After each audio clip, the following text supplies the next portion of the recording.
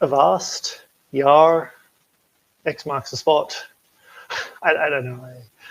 I didn't schedule this for Talk Like a Pirate Day, which was kind of a shame, but I did have fun talking like a pirate on Talk Like a Pirate Day, so that was nice.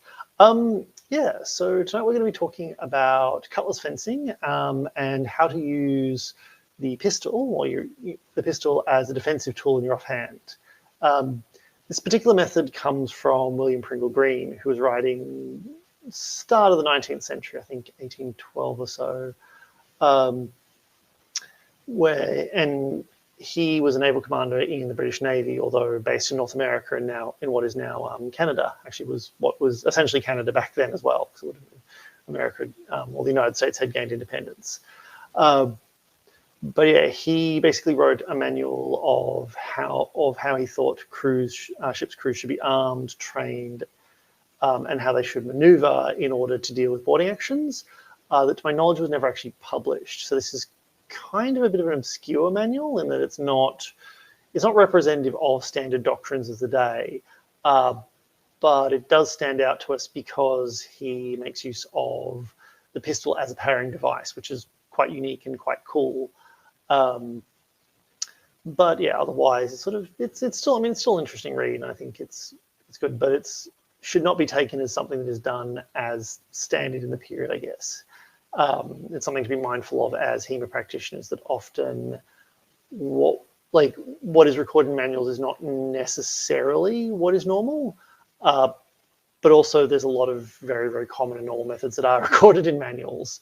So I guess it comes down to individual source criticism. You can't make blanket statements. So yeah, let's get started. I'm going to take off my tricorn. I don't know why all these tricorns would have been very out of fashion by the time this manual was written. It would be something like your grandfather wore, like, I don't know, with waistcoats or something today. Oh yeah, oh dear. Yes. So anyway, the manual itself is very, very brief. Like, it covers things in very quick detail. It's designed as an introduction, and most of the manual is about boarding actions and about basically arming and preparing the crew for boarding actions. Like, it's about maneuvering troops and deployments. The section on cutlass fighting is very, very brief, which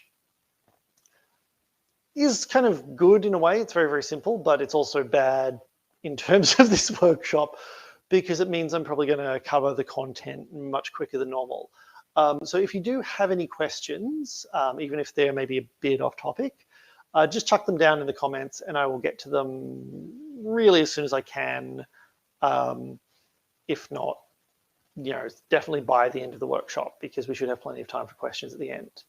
Anyway, let's start off. So to start with, let's look at what he says to do with a cutlass. So I'm going to grab it's, I guess, an infantry saber.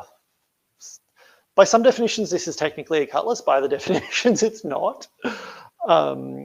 So yeah, it's probably not not typical of ships, of what was on a ship, but until I can get like a proper fencing cutlass, this is what I have. So Pringle Green starts off by offering very, very simple advice for ship's crew, so that sailors are drilled in the use of cutlass. And you need to remember, in this period, sailors were essentially professionals who were hired by the Navy, or were already professional sailors who were just hired as was. Like, they'd learnt how to sail and do all the things that sailors do, working on merchant ships or growing up in port towns and things like that. It's not like the contemporary Navy, where everyone who joins is a member of the armed forces and is trained by them. So most sailors needed to be trained from the ground up in the use of arms for being on a warship. So to start off with, let's have a look at the grip.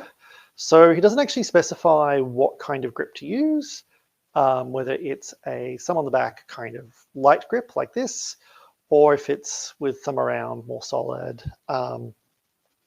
heavy grip. I find, given that the cutlasses being used weighed, something like between 900 and 1,000 grams, you'd probably want a heavier grip. And I find also the heavier grip is much more comfortable with the few techniques he offers. So what I suggest you do is start by getting the length of the palm of your hand, so this line here, and basically running that down the back of the sword. From here, take your thumb and push on the side of the handle to push that into the palm of your hand.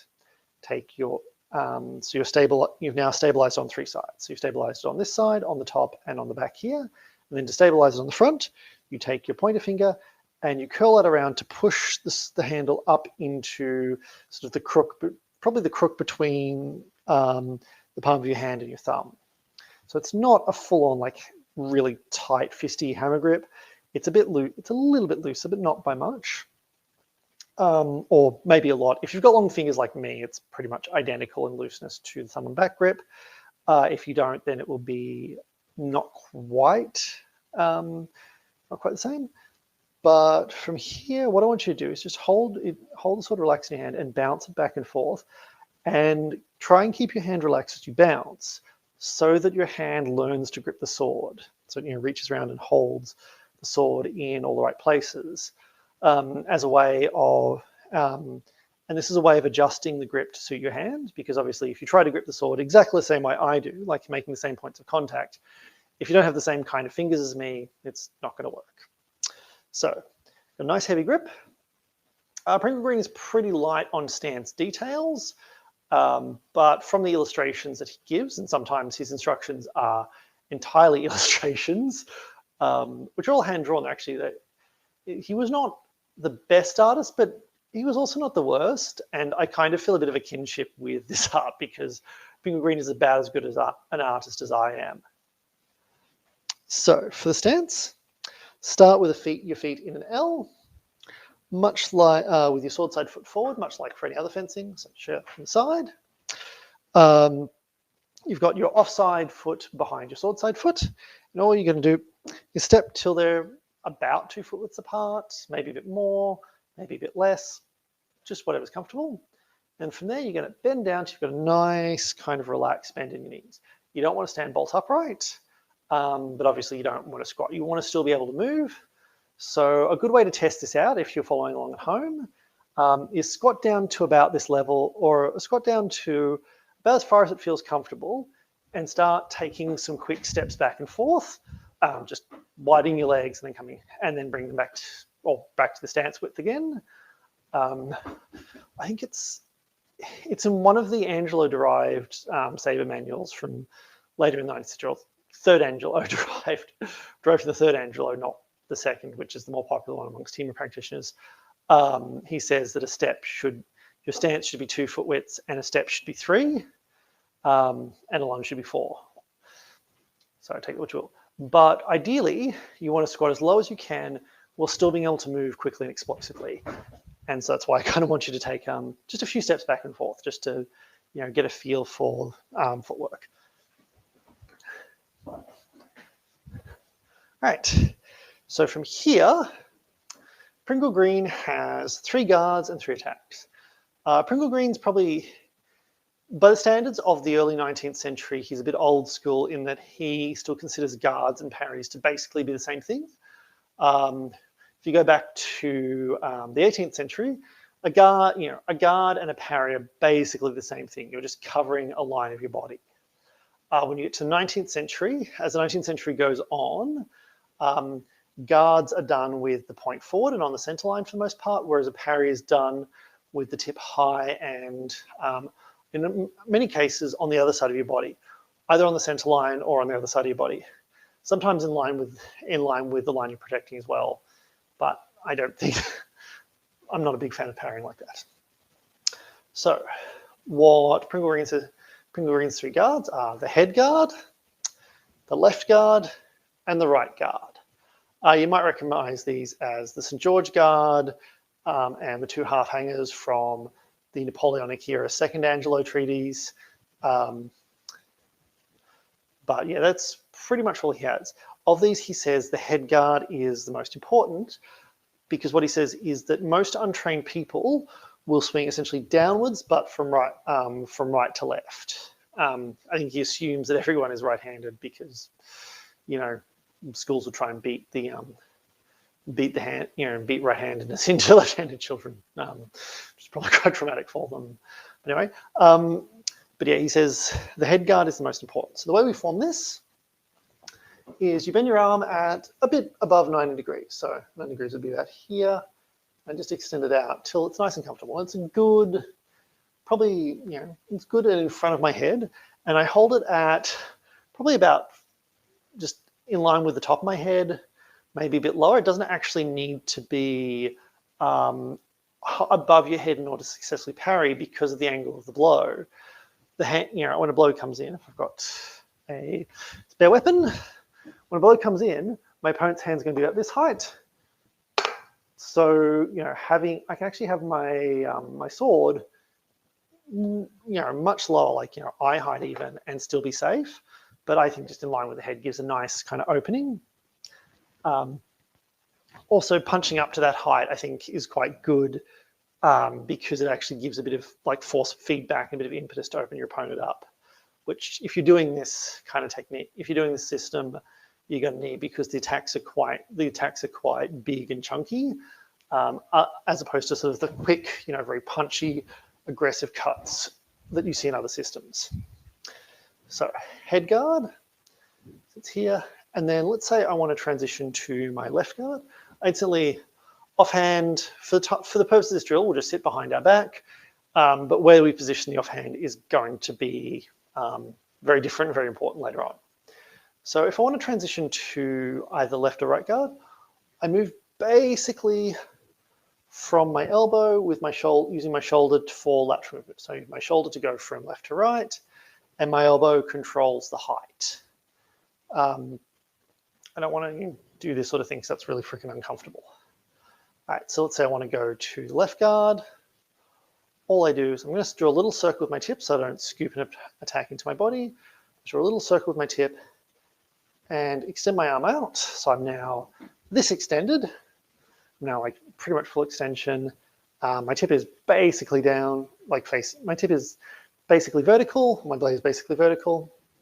And my hand is in line with the offside of my body. So a good kind of way to practice this, if you've got a mirror at home, is practice bringing your hand to the edge of the body that it's meant to be protecting. You don't want to go beyond that because then you will overcommit, but you also don't want to be under that because you're vulnerable to, because then you're vulnerable to an attack sneaking around. And when you're close, when you're just inside the line of your body like I am here, it's very, very easy to feel safe because of the projection of the blade until you get someone who knows how to take advantage of that and blast through. So you really want it in line with the edge of your body to be safe. Now let's say I want to go to the other, go and adopt the right guard.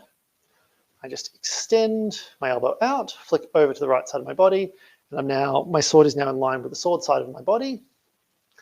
Dangling down, yeah, pretty much, a bit past vertical, but not by much. And those are the three guards. Now the important, or three guards. Now the important thing is that you're able to transition between them effectively, because a lot of, like, particularly say a defense against a bayonet thrust is done by transitioning from the head guard to the right guard. So what I'm going to do is I'm going to call each guard out at random. I'm going to mime the guard so you can see what I'm doing and copy me, so you're not completely lost. But I want you to transition between them, and we're going to randomize the drills we're doing kind of as a way of simulating a reaction to an attack. Except, there's no attack, there's just me yelling at you or talking loudly. I think the people who live in the same building as me would appreciate me yelling. All right, so starting from the head guard, I want you to go to right guard, left guard, right guard, head guard, left guard. Certainly when I transition from head guard to left guard, I like to draw a little circle with my tip just so that I don't, just so that my tip stays in line with my body. So to see that from the side, a little circle with my tip and coming back. You can also push your sword forward and come back in a bigger motion if you find that more comfortable. So from here, from left guard, go head guard, right guard, left guard, right guard, head guard, left guard, head guard, right guard, left guard, and head guard. Cool. So the 3 guards, each guard against one of the 3 attacks. There's not a huge amount of variety in this system, to be honest. So, obviously, if we start in head guard, from head guard we can do the head cut, which is kind of vertical. Pringle green is a little vague on the exact angle, but this is meant to be a downward blow. So this is one that is defended by this. So it might have a bit of angle, it might not. I am honestly not fussed if you just listen to your heart. So from head guard, all we do to make the head cut is we just extend to this position with our hand, our palm roughly vertical like this. So, if we're got a thumb sticking out, we're giving a thumbs up, full extension and come down. And then when we get, with our hand gets to about belly button height or about navel height, maritime pun, we then return to whatever guard, we then move to whichever guard we're going to move to next. And moving from cut to guard, to cut to guard to guard to cut, and moving between sort of the 6 positions, the 3 guard and the 3 cut positions, is quite important, or is basically how this system rolls. So from here, I whip my hand back up and head guard. So to show that cut again, all I do is extend out, drop, and whip back up. I extend, drop, whip.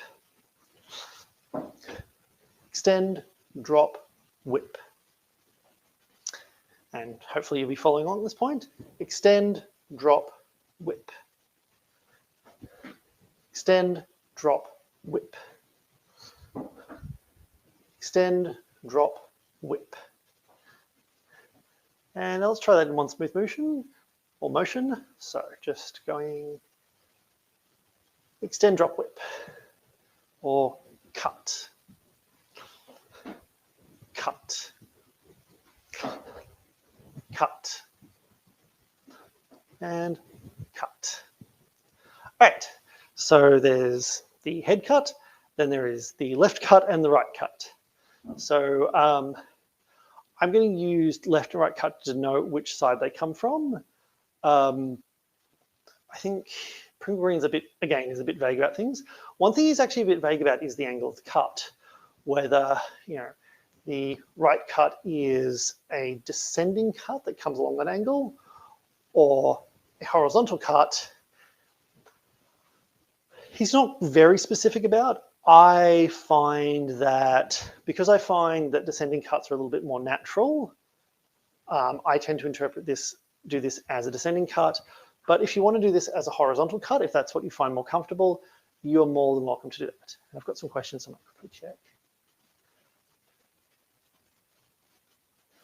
All right, cool, all good. All right, so from here, so I'm starting in my right guard, and all I'm doing to make the right cut is I'm rotating my sword. I'm actually bringing my tip back. I don't want to do this where I keep my blade in front of me as I prepare the cut, because there's every chance it'll get intercepted by my opponent's sword, a bayonet, like something that's physically out here engaging. I want to rotate back and come round. So just like that. So Moulinet back, round, and back to guard. Moulinet round, back, and back to guard. Moulinet round, and back to guard. Moulinet round, and back to guard. Moulinet round, and back to guard. And Moulinet round, and back to guard. All right, so let's try that as one smooth motion. So, cut, cut, cut, cut, cut, and cut, and back to guard. All right, and Now, let's try the left cut. So left cut works basically like the right cut, except it's done, except your hand probably starts left, maybe not. I mean, you can do all of these cuts from any of these guards. So I might be in the right guard and I might throw a left cut. Basically, the best way to think of it is each cut is a hand position in line with the angle it cuts on. So for my right cut, I come to this position, or possibly this position, where my hand is in line with the opposite side of my body, and my blade is coming across in the angle it's going for. My blade is lined up with the angle it's going to cut along.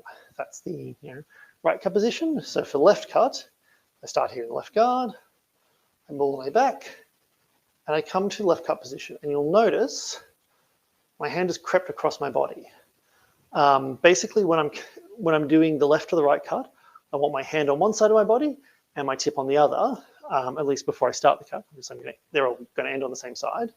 And the reason for that is I want my sword in front of me so it's covering me. If I do this, like if you imagine you were standing right in front of me and you saw my hand like this, you've got a direct line to my arm and you could chop me. Whereas here, you don't. You're going to have to maneuver around to do something weird with your sword. And the time it takes you to do that, I'm going to cut you. So yeah, you're better off defending. So from here, starting in the position of the left guard, move to left cut position, down and back to guard. Left cut position, down and back to guard. Left cut position, down and back to guard. Left cut position, down and then back to guard. Left cut position, down and back to guard. And left cut position, down and back to guard. All right. And certainly, if any of the advice I give for a cut really resonates with you, try it with the other cuts, like the hand on one side, tip on the other thing. I know I didn't mention that till I did the last cut, but it's certainly to the left cut, but it certainly applies to the right cut as well. And so what you might find is that the advice I'm giving is what you need to kind of understand cuts, and so it resonates a bit better. All right, so now let's make that a little bit more complicated. So now what we're going to do is add a little bit of an element of footwork. Pringle Green is pretty vague about footwork, but his depictions, his drawings do indicate that he expected people to lunge. So we're going to do what is, well, I guess it's a short lunge by modern standards, but Olympic fencers are more athletic than like 12 of me put together. So, I'm not going to lunge near as far as them.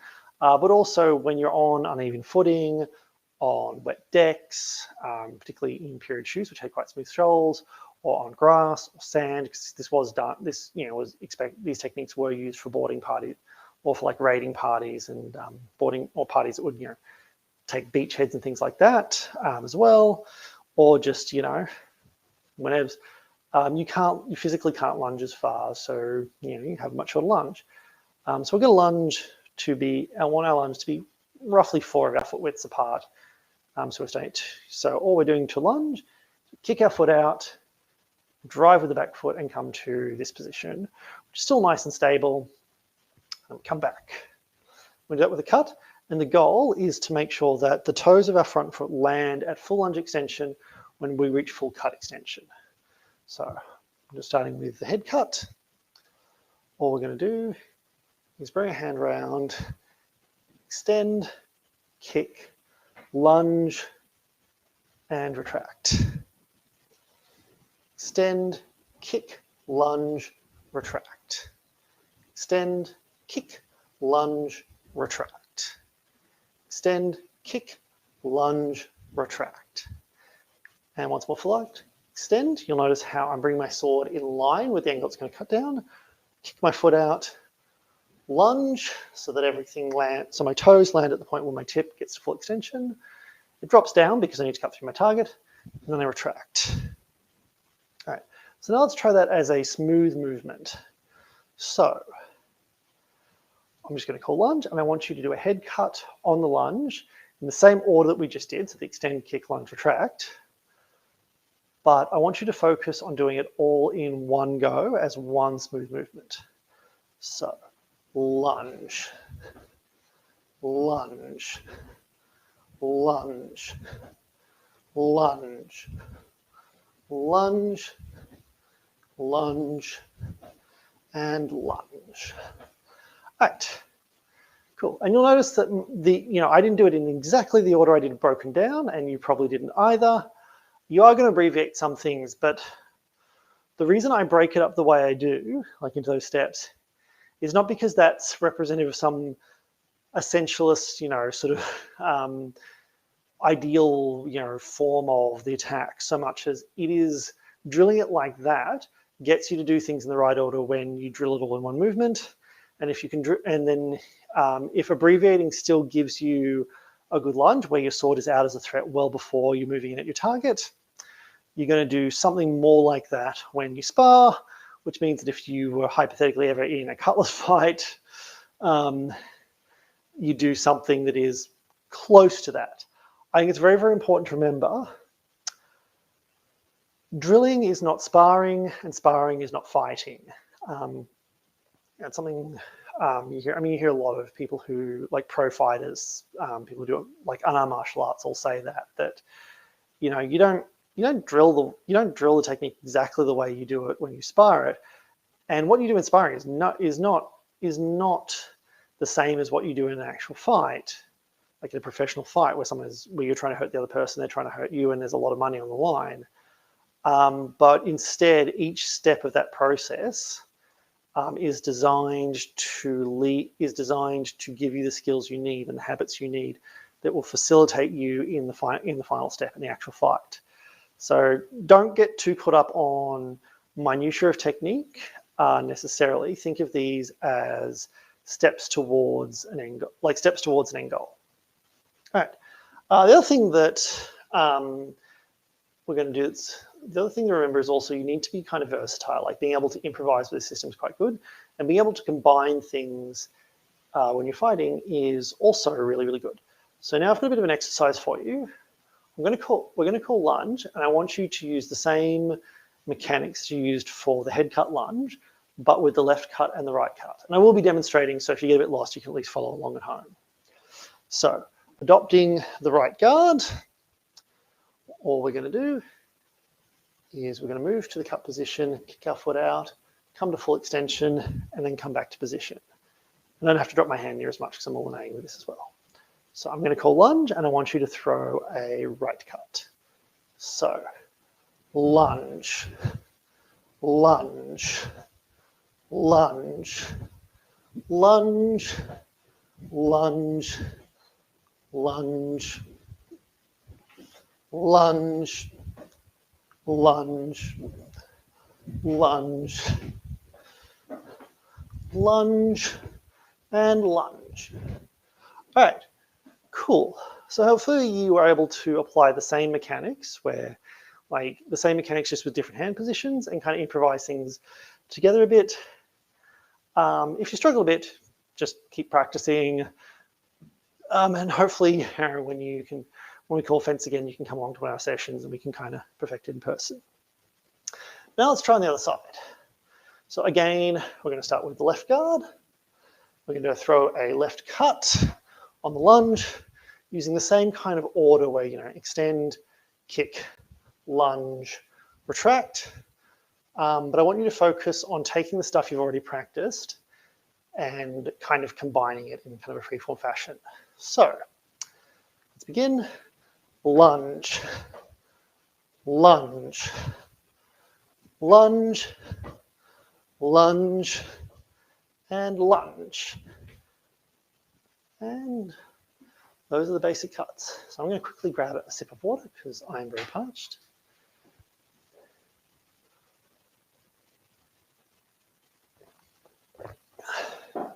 I should be properly maritime and have rum, although I don't think a drunken fencing lesson would go down too well. I know. Comment below if you want me to do a drunken fencing lesson. Or again, if you have any questions, even if they're only very tangentially related, the manual is quite sparse. So, just anything that gives me some extra material is good because, I want to do like a full lesson. If not, I've got some things I can talk about, but, now's a really good time to ask questions. All right, so let's look at bringing all of that cutlassy stuff together. So what I'm going to do is I'm going to call a cut, either a cut or a guard. When you do your cuts, I want you to stop at full extension. So, for like a head cut, this is my full extension. And then from there, I'm going to call a guard to recover to. So you might start in a head guard. I might call, say, right cut and say right, and then call left guard, and I want you to recover to the left guard in that situation. So basically lie at full extension when you finish your cut, and I will call out a guard to recover to. So starting from the head guard, because in this system it's most important, let's throw a left cut, right guard, head guard, right cut, head guard, right guard, left guard, head cut, right guard, left cut, right guard, right cut, head guard, head cut, head guard, left cut, head guard, right cut, head guard. Sorry, I got a bit ahead of myself. Another pun. And left cut, right guard, left guard, head cut, left guard, left cut, left guard, right cut, left guard, head cut, head guard, right cut, head guard, left cut, head guard. All right, cool. So hopefully that's giving you a sense of how to maneuver between these guard positions with Maurice. If you're looking to practice this at home with a partner, a really good exercise I find is both start in head guard. One person throws a cut, can be any cut they like. The other person has to move to the guard to defend it. And then from there, the person who is guarded throws whatever cut they want, like a random cut from that guard, that the person who initially cut must then move to the guard to defend, at which point they throw whatever cut they want, and you just sort of go back and forth, kind of randomizing. Do it slowly at first and sort of build up speed to really get a sense of the system. All right, so let's move on to what Pringle Green says to do about the pistol. So I'm just going to put my cutlass away. So last time I did this, I had a Nerf gun, which unfortunately I don't anymore. So I'm going to be using an axe as my pistol. So this is my pistol. Pew pew. It works okay, and also the shaft is the shaft is actually longer than a historical pistol barrel, but the pistol I had before was much shorter, and I think that kind of misled people as to how protected the guard is. All right, so what Pringle Green says is the standard doctrine for the British Navy is troops who are armed with a cutlass and pistol, they take their pistol in their right hand, which is the presumably dominant hand in most cases. They fire, pew pew. They put their pistol away. Okay, that's a bit ridiculous. And they take out their cutlass and charge in. And he says the problem with this is basically you're firing the pistol from so far away that your chances of using it effectively are really minimal, and especially if you have, because you have to transition weapons and then charge. So you don't want to transition weapons as you're charging in, because then you don't want to be caught, pulling your sword. You don't want to be caught while your sword is still in its scabbard. So what he says to do is you train people to shoot their pistol with their left hand. As far as I don't know if he intends to change the model or the nature of the pistols they're using, whether he reckons you can just fire a traditionally right-handed pistol in the left hand, or whether he wants specialist, left-handed pistols where the lock is above the thumb on the left side. I don't know what he intended. He doesn't say, but he does say to fire from the left hand, and he says to do it with the cutlass out, so I can fire with my opponent much closer. So yeah, if you have like a Nerf gun that you're practicing with, or you're into black powder stuff, try firing with your left hand, see how it goes. Let me know in the comments. He says, and then once you've fired your pistol, what you do is you turn it round your hand, which is easier with a pistol than it is with an axe shaft, and you hold it above your head. Or you specifically hold it with the length of the barrel down covering your arms, and you hold this above your head. What's interesting about this guard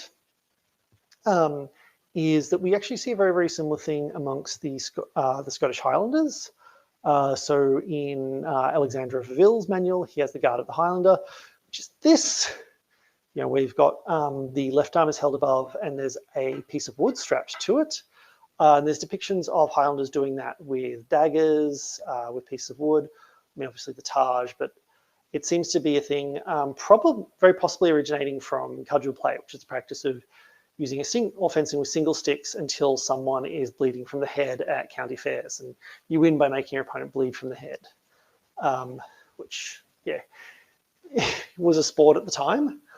So what they do is they actually put their arm up in front of their head, and sometimes they actually have to hold a scarf between their legs, so that they couldn't, possibly so that they couldn't defend their entire head with their arm. But according to Alfred Hutton, who was writing about this much later, he reckons it was actually to stop people from bearing in and wrestling, like grabbing the other person and then hitting them with a stick. But this idea of, you know, I've got my arm in the way of my head, seems to kind of all relate to that.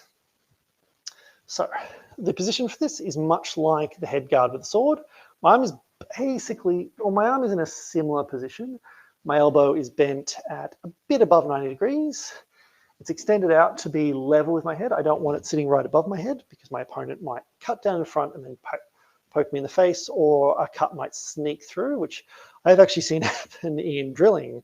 Once someone was doing head guards and someone was holding their guard, like just right above their head, and a blade snuck through and unfortunately poked them in the face. They weren't really hurt, or they weren't harmed, but it was still, yeah, they also weren't wearing a mask. It was a bit unpleasant. So you want to have it you want to have your forearm about level with the top of your head, meaning that it has to be about this much forward.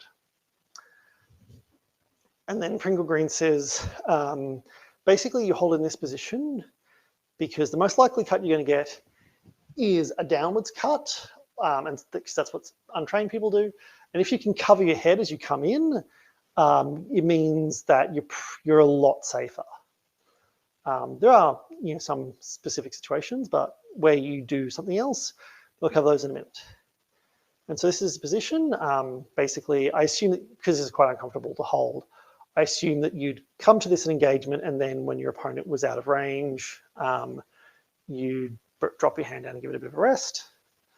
Although that might just be this axe is really freaking uncomfortable to hold. Next time I do this work, before I do this workshop again, I'm going to get a proper pistol, I think. All right, with the sword occupies the exact same position it does in the solo cutlass drill. So, you know, primarily the head guard, so I start like this, but I can also hold the right guard or the left guard, or the head guard. And that's basically what he says to as an offhand weapon. There are a few exceptions to this. So he does say that he does depict the pistol covering a blow on the cut, and he does say that you can raise to this position. So if I'm fencing on a ship and I can keep my hand down here at this height, and from whatever position I'm in, I can have someone come in, say at my head, and rather than protecting with my sword, what I do is I protect with my pistol as I lunge. So to get a handle of that motion, I start here. I start with my pistol low, you know, comfortably sitting around waist height, and this is a much more comfortable position to hold your arm. And from a guard, let's do head guard just because it's an easier learning guard. I bring my pistol up as I lunge and attack, and then come back to this kind of combined head guard position. So let's try that a few times. So from here, my arm is already bent at the angle it needs to be for the guard.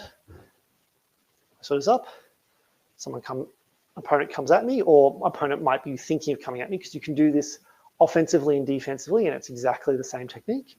So I raise and cut, and back to guard. I raise and cut, raise and cut, raise and cut. I raise and cut, and raise and cut. And yeah, that's pretty much how I do it.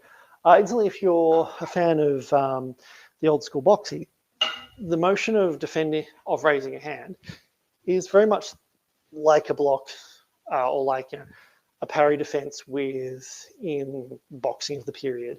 You know, I just flick my arm up.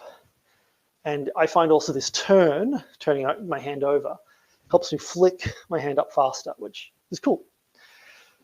The other situation that Pringle Green describes is, he says, you might be attacked by someone with a bayonet. And Pringle Green says basically bayonets are really, really good for defending the deck.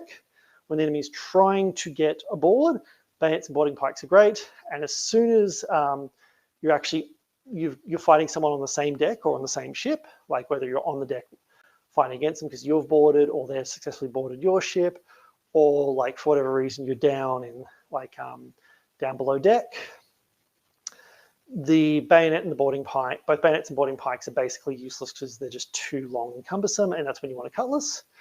But if you are charged by someone with a bayonet and you've got your pistol, Pringle Green has a very simple solution. So we're starting in the Headguard, keeping our pistol low, and I parry by dropping to a right guard and shoot at very, very close range. So I parry.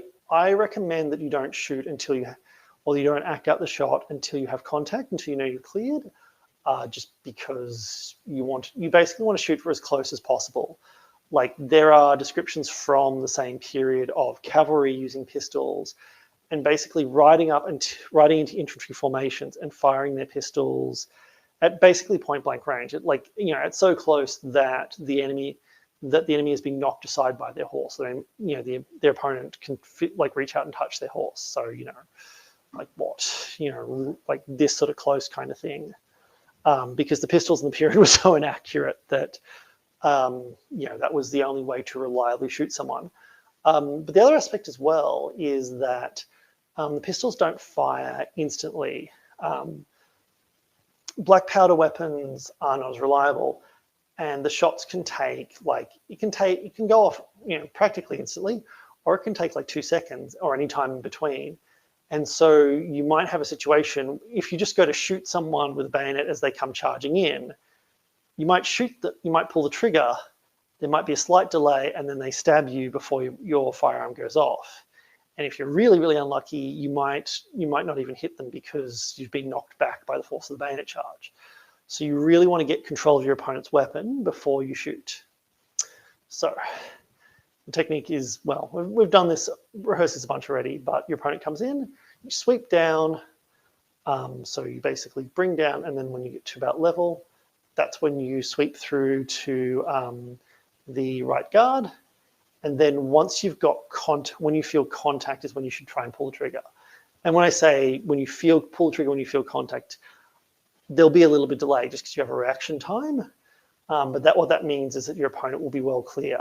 So, you're basically reacting to your going at about this point, or you're thinking, I'm going to pull at this point, because what that means is you'll actually pull the trigger when you're here in full engagement. But that also means that your opponent won't have time to recover or do something else. Because if they want to pull their bayonet back, by the time they pull it back, your weapon will have discharged or misfired. And if they want to come in and smack you with the butt, or just keep coming forward, they don't have quite enough time to do that without getting shot, unless your weapon misfires. But even then, you'll have enough time to realize that it's misfired and just thrust straight forward. So yeah, that's basically what Pringle Green describes. If you're doing this, like when I've been playing with this, what I find is holding, I against an experienced fencer, someone who knows what they're doing, holding the pistol above the head is not quite as useful as having it low, although again, using a more sophisticated cutlass fencing system, which I described in my other cutlass fencing video, if you want to check that out. But yeah, I find starting low and then moving up and knocking the weapon out of the way is much better than holding it, because all holding it does is mildly limit your opponent's attacks. Whereas at least in a fencing situation, starting down here and then punching the weapon, using the weapon to defend pretty much all of your high pistol side line, it works a bit better. That said, I've tried fencing using just Pringle Green's simple method, and like it's a good starting point, but yeah, I found that it lacks a bit of the sophistication of some more detailed cutlass methods. But then again, like, I'm also not particularly big fan of Tui, who is only mildly more complicated, although I think that's more just because Tui doesn't work very well cutlass on cutlass. Yeah, so anyway, that is the entire system. I'm going to open to questions now and just see where we're at. I'm just going to take a sip of tea.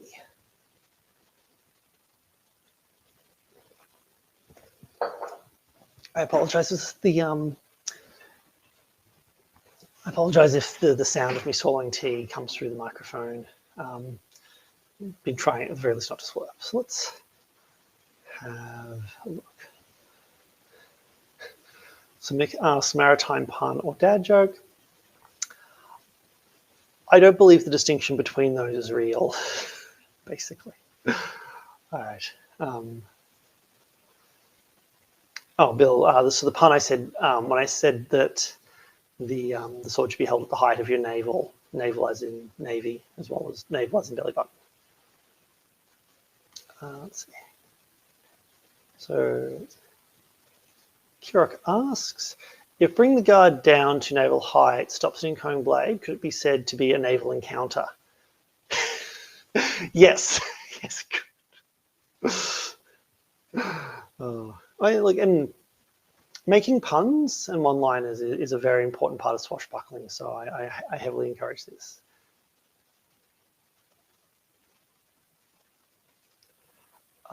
So Paul wants to know, is there a reason why there is no low guard? Surely it would be quicker to recover from a cut to a low guard than cut again.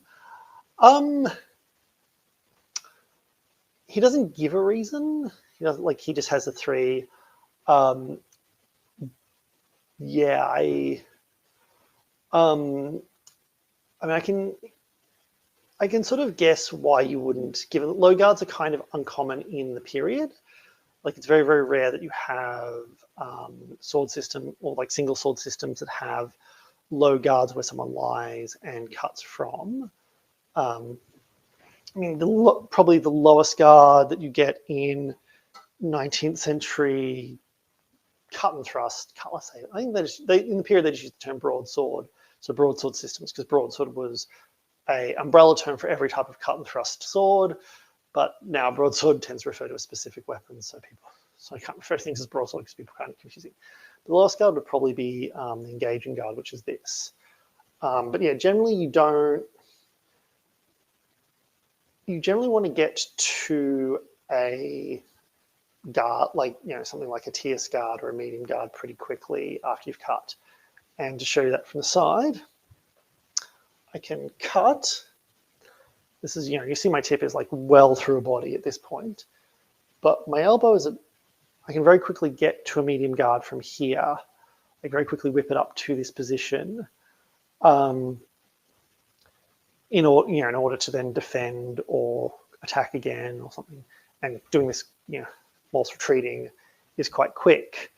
Whereas if I cut all the way through to like this kind of thing, you might see like a medieval system or something like that, because there's no cut. There's no cuts ever done from here to the 19th century mind. What I would be doing to cut is moving to a guard position, in this case a quint guard, and then cutting, which is slower than cutting, recovering to this position and then cutting again.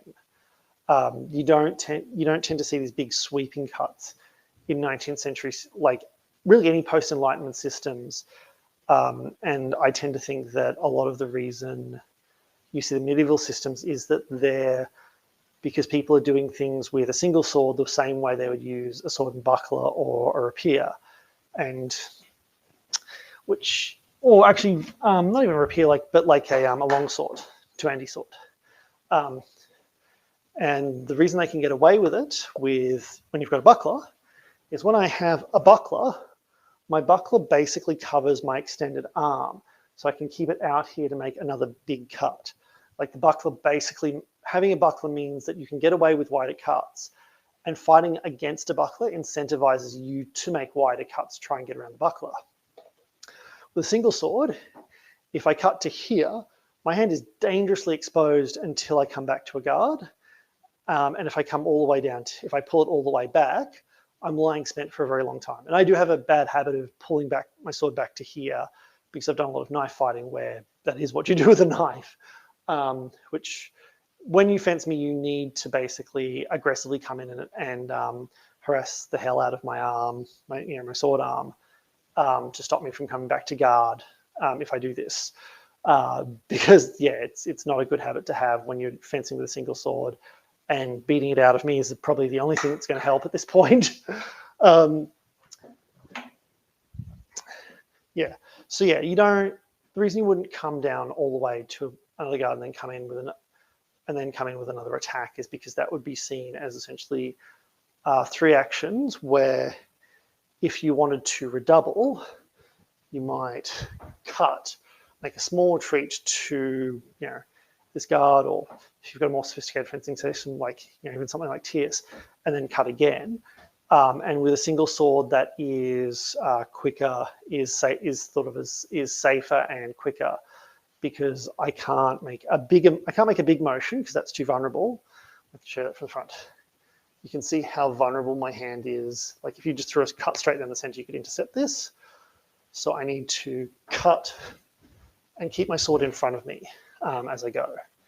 I hope that answers your question, but yeah. Low guard, like really low guards, like you see in pre-Enlightenment systems, like sort of medieval Renaissance systems, aren't a thing in the post-Enlightenment, primarily because post-Enlightenment systems are first and foremost single sword systems, and the there are sword and buckler systems from even the 1700s, but the buckler, it's very much a thing you learn buckler or offhand dagger or some kind of parrying device after you've learned single sword. They're not like it's not like medieval systems where you start with sword and buckler, or even Renaissance systems like the Bolognese systems where you start with sword and buckler and then move to single sword. Yes, hopefully that answers the question. So Mick asks, is there a middle guard or an on guard position? I missed the first part, sorry. That's okay, Bill. That's okay, Mick. Sorry, I'm getting all my peoples mixed up. Yeah, so short answer, in Pringle Green, no, he doesn't. I mean, obviously, in the same period, there were medium guards, engaging guards, like medium sort of engaging guards. In fact, they were probably the primary guards in the system, or in those systems. But in William Pringle Green's system, there's just the left guard, the right guard, and the head guard, because he's trying to keep things really simple. And he wants to keep the parries the same as the guards. So he only has to teach 3 movements to do, to basically fulfill 2 different roles. The role of obviously a parry as a defense, but also a guard as a position to fight from. But yeah, obviously that doesn't mean you can't do them, because like they are period, but also they're a cool thing to do. And also one thing Pringle Green says is that his drill is just to start people off, just so they've got something in case a boarding action happens. But there is an expectation that sailors will be fencing, playing single stick and stuff on the ship, and this should be encouraged because this will teach them to sword fight a bit more organically. And certainly within the British martial tradition at the time, 19th century, learning through play, learning by playing sticks, like just getting some basic instructions and then having a go was how you learned to sword fight. Right, so Bill says black powder also has a tendency to not fire, especially when the cap and especially with the cap and powder firearm. Yeah, I think that's the thing we kind of neglect about black powder firearms is they're much less reliable than modern firearms. I mean, I think there's a tendency to think of historical missile weapons as being basically modern missile weapons, but with like a lower rate of fire and maybe lower range. But they are, even muskets, like really until you get breech loading cartridge rifles, like like metal cartridge rifles, they are very, very different weapons. And very, very mechanically intensive to operate and very, very prone to misfiring. Especially like, as Bill has said here, if the powder is damp. So, yeah. So James wants to know, is there a preferred position to use in narrow confines below deck? I mean, you'd use the three guard positions. There's not really a preferred one. The only thing I'd really say to that is, if you all can see my wall can you see this? Yep. Let's try the other side. You can see the phone at least. So if I am below deck and I am near a wall, this nice white wall, it's a bit difficult to see in this film. I put my guard on the other side. So I might have a head guard, just to protect my head, or I might choose a right guard because my opponent is going to have trouble attacking me on the left because there's a wall here, and I can physically sit quite close to a wall and fence along it, as a way of basically using the wall as a natural protection. But that's the only situation I can think of where you would have a fencing guard. Like if I get, even sort of like elbow length away from the wall, I'm going to have to start protecting each side again.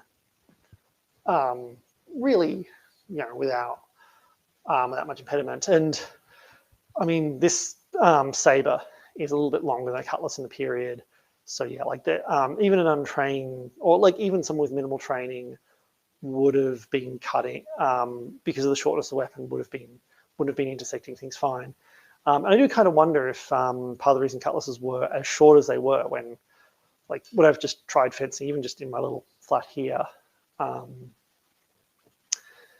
can maneuver this quite well. I've never tried fencing under the person, but so we'll see if the randomness undoes me a bit. But my suspicion is that part of the reason I was so short is that there was an expectation there'd be less finesse among the sailors because they would have had, in some cases, in many cases, just no training, or at the very least, minimal training.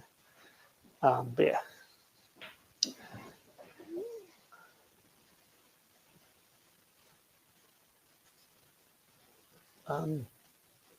So Bill suggests to drill close proximity activations, try drilling in a doorway.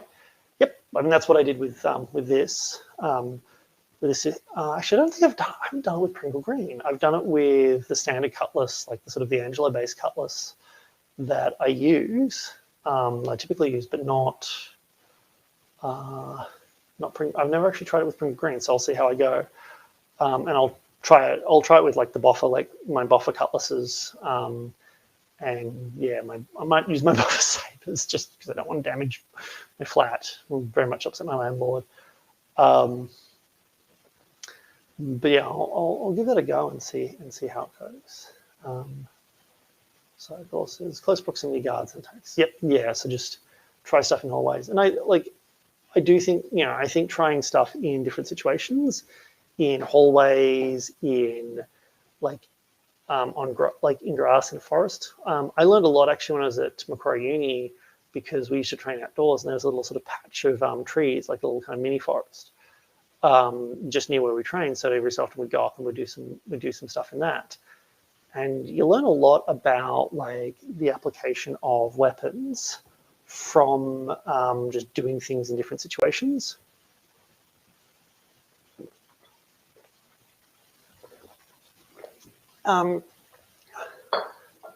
And one of those things, like, a lot of modern practitioners, like, even like LARPers and humorists who do like polearm type weapons as well, particularly reenactors, are like, why would you use a sword? Why would you use a sword when, a polearm has such a huge advantage over them? Which, I don't super agree with, because I think once you get used, like, if you actually put some thought into counter tactics, the gap at least narrows, although I don't know if it's necessarily even. But when you practice stuff in like a forest, or like, in bushland where there's trees, or like in your house in a corridor, things like that, you very, very quickly realize why people would want, or why swords were much more universal weapons, or were such common weapons, is because it's pretty rare there's a situation you're in where it's cumbersome, or it is distinctly a bad choice. Whereas, like, if I had to fight someone with like a spear in here, with a sword, I'd have a huge advantage because their spear would get caught on everything. Doubly so if they're using like a halberd or like a badish, like a big choppy axe. Just because, even this room that is a decent living space for me is still too tight. You can imagine it'd be worse if there is, like furniture, like this was in a tavern, or in an alleyway, or in a forest, or inside a like in a farmhouse or a building. So you got to remember, of the various wars of history, most combat was actually small engagements, like raids or scouting engagements, things like that. And particularly in the Middle Ages, that was a huge part of warfare, was people raiding and looting and stealing your stuff rather than like fixed battles. So yeah, like swords. The thing about swords is they're not always the best choice, but like in an open field or in a nice big open fencing school, they're not necessarily the best choice, but they're not that much worse than what is. And that's pretty true of most situations, where they're not necessarily always the best choice, but they're not that much behind what is, which is, I think, why they're so common, is they're kind of, just generally much more useful. So Bill has said, work my students in different environments, including stairways and halls. Yeah, or hills. Yeah, no, I think that's a really good move. I think fencing on different surfaces, really, really good experience. Like, I haven't done as much as I liked. I have realized in conversation I've done a lot more than a lot of people, but like a lot of people have. But yeah, the experience I have with it, I've found incredibly valuable for understanding, like, historically how these weapons were used and what kinds of choices and factors would prompt someone to make the kind of armament and technical choices they made. Cool. So do we have any other anything else that anyone wants to mention before we finish up for the night? I really need to give a historical anecdote or something whilst I'm giving you time to type. What I will say is that after this, we are going to be meeting on Zoom. I'm just posting the details in the chat now, but also on YouTube, the same link will be in the video description, and if you're on Facebook, it will be in the Facebook event description. So yeah, just come say hi, hang out. We can bemoan the plague together. It'll be fun.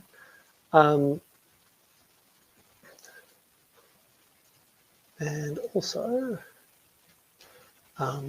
if you'd, oh, no problem, Paul.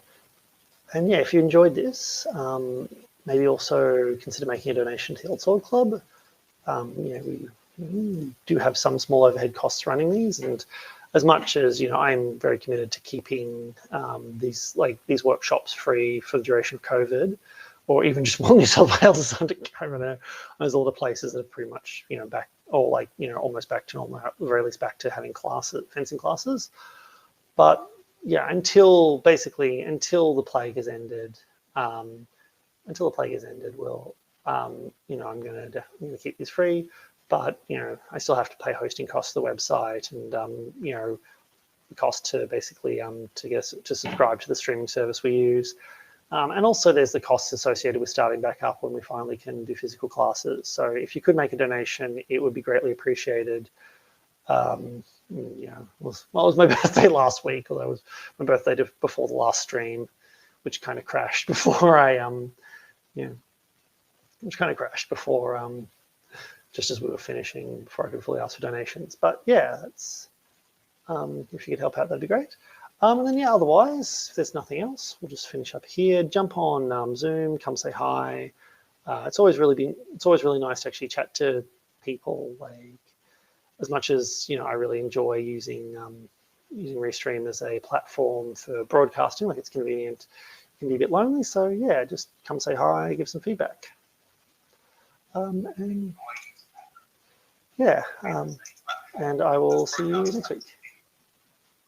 Oh.